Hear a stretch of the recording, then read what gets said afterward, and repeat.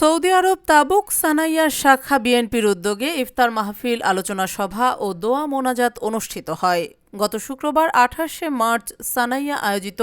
দোয়া মোনাজাতে প্রধান অতিথি ছিলেন তাবুক বিএনপির প্রতিষ্ঠাতা সভাপতি আলহাজ আব্দুল জলিল মৃধা। ইফতার মাহফিল ও সংক্ষিপ্ত আলোচনা সভায় প্রধান আলোচক ছিলেন তাবুক বিএনপির সিনিয়র যুগ্ম সাধারণ সম্পাদক আমির হামজা।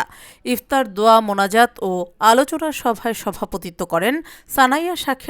সানাইয়া শাখার সভাপতি জাবেদ মৃধা, সংগঠনের সাধারণ সম্পাদক আবু বক্কর মুন্সি, সিনিয়র যুগ্ম সাধারণ সম্পাদক আব্দুল হান্নানের যৌথ সঞ্চালনায় উপস্থিত থেকে বক্তব্য রাখেন তাবুক যুবদলের সাধারণ সম্পাদক নজরুল ইসলাম, প্রধান উপদেষ্টা জাহাঙ্গীর হোসেন, স্বেচ্ছাসেবক দলের প্রধান উপদেষ্টা বাবু ইউসুফ, শ্রমিক দলের সভাপতি মোহাম্মদ সাজু মিয়া, সাধারণ সম্পাদক ফারুক খান, তাবুক পরিষদের সভাপতি আব্দুল আজিজ, দাখিল শাখার সভাপতি ইউসুফ আলী সরাই, যুবদলের সিনিয়র সাধারণ সম্পাদক জলিল পাটোয়ারি, শ্রমিক দলের প্রধান উপদেষ্টা ইদ্রিস আলী, সিনিয়র সহ-সভাপতি সারোয়ার আলম, সহ-সভাপতি রনি মিয়া, সহ-সভাপতি সিরাজুল ইসলাম খান সহ